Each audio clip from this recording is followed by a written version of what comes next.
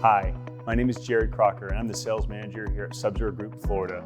We're in our beautiful Miami showroom today. Investing in Sub-Zero Wolf Cove products means that you want the best in not only performance, but in durability. Here's a short video on how to care for your Sub-Zero products. Hi, I'm Greg Bennett and I'm here at the Sub-Zero Wolf Cove showroom in Miami, Florida. Today we're going to talk about the Classic Series Sub-Zero. Overall, Sub-Zero refrigerators have been popular for years, and there's a reason they've been popular. It's because the average lifespan of a Sub-Zero is 20 years. Our closest competitor is half that. So longevity is one thing, but the other thing that's really important about a Sub-Zero refrigerator is they actually don't even call it a refrigerator. They call it a food preservation unit. And you're gonna see with some of the things I show you about why food just lasts longer in a Sub-Zero. I'm also gonna go over a couple of things that you might need to do to your Sub-Zero when you have one.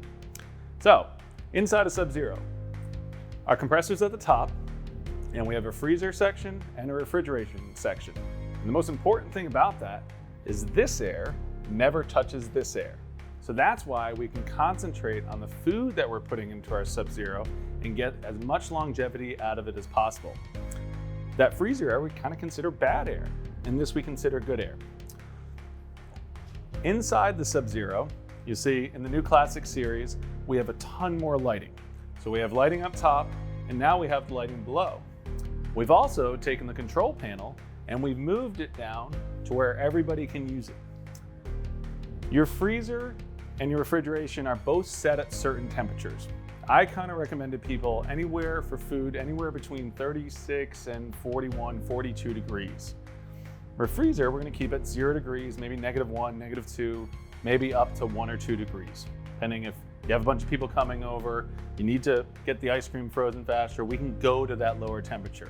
But most of the time, just keep it at a 0. There's a couple things that Sub-Zero gives you. At the bottom of the unit, there is a little cheat sheet. The cheat sheet shows you exactly where to put your food inside the Sub-Zero refrigerator, color-coded, but it also shows you exactly how long your food should last. There's also this little E on here, and those are your ethylene code. You have an E positive and an E negative. So what does that mean? Ethylene is what we call greenhouse gases. So there's certain foods, like fruits, that put off greenhouse gases. And there's certain foods, like vegetables, that don't like greenhouse gases. So what does Sub-Zero do to combat that? They put this air purification system.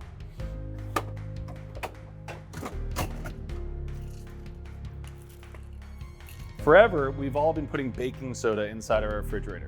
So consider this your baking soda. What happens is when you turn this on inside your Sub-Zero, which is a little fan on the control board, it then circulates air within your refrigerator through this carbon filter. What does that do? That takes out unwanted smells, very important, but it also takes out those ethylene gases. And those ethylene gases, when we take that out of the equation, that's a lot of things when your lettuce starts to look mushy and stuff like that. Those are those ethylene gases getting onto your vegetables, coming off your fruit. So this is one of the many reasons, besides your freezer and your refrigerator never really touching each other, that food just lasts longer in a Sub-Zero. One of the things I always like to point out is I always like to talk about lettuce.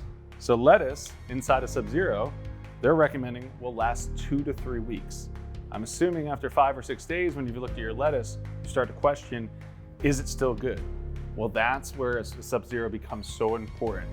They say for a family of 4 or 5, a Sub-Zero saves you an average of $1,000 a year in food that you would normally throw away. So yes, it's an expensive refrigerator, but it's payback with 20 years and $1,000 a year in food saving. It pays for itself really fast. There's another filter inside the refrigerator because in any of the combo units, you're gonna have at least an ice maker. In this particular unit, we have water and ice. This is an internal ice maker and an internal water dispenser because lots of time when we have panel-ready refrigeration, we don't often want to see the ice and water coming through the door like we're used to because we want to hide it away. So Sub-Zero is smart and put their water dispenser on the inside. So if you have a water dispenser, what else do you need? You need a water filter. So your water filter is here. I'm fairly tall, but 2 quarter turns and your filter will come out and it'll pop up on the screen and tell you when to replace it. I drink a lot of water and I can tell when my filter's bad. It does not taste good anymore. So if your refrigerator was sitting at your house for 3 or 4 months and the filter starts going off, maybe reset it. Go by taste a little bit. Otherwise, it's gonna kick on every 3 to 4 months and tell you to replace your filter, which you can get on Sub-Zero, you can get online, and they'll sell oftentimes the Sub-Zero filter with the air purification filter that you can get together. And what do you have to do to put it back in? It slides right in, twists over, and you're back in. You didn't have to shut off anything, you didn't have to shut off your water. You twist it out, buy a new one, put it right back in. And then I tell people to probably run like 3 or 4 Yeti cups worth of water until it seems to be coming out a little more normally. They've moved a couple things inside the refrigerator. So you can see now we have a little bit more stainless, a little more accent lighting at the bottom, and all your shelves are fully adjustable, including your shelves on the side.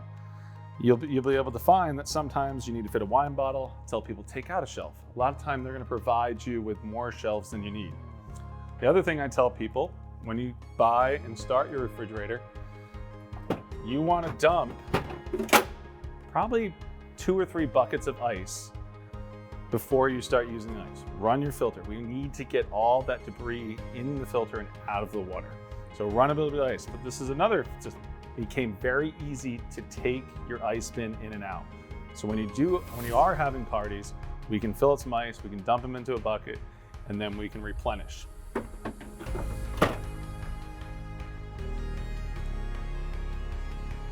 The control panel is going to allow you to change temperature. It's also going to allow you to reset your filters, and it's also going to give you a lifetime of how much longer your filter needs. So if you're seasonal and you're not here all the time, maybe when you get back, you check your filters. If they say they're at 20-30%, go ahead and get a new filter coming. That way, when you're starting here for your season, you're dealing with fresh filters and you don't have to worry about it until you come back. If you're a full-time resident, kind of plan on at least twice a year for your filters. Your air filter is probably good for the entire year. So, in short, Sub-Zero, this air never touches this air. We have an air purification system that will not only take out smells, but ethylene gases.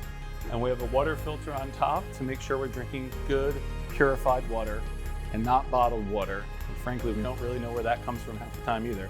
So let's drink filtered water, stop wasting the plastics, and let's get our food lasting longer than it has in any other refrigerator you've ever owned. Thank you.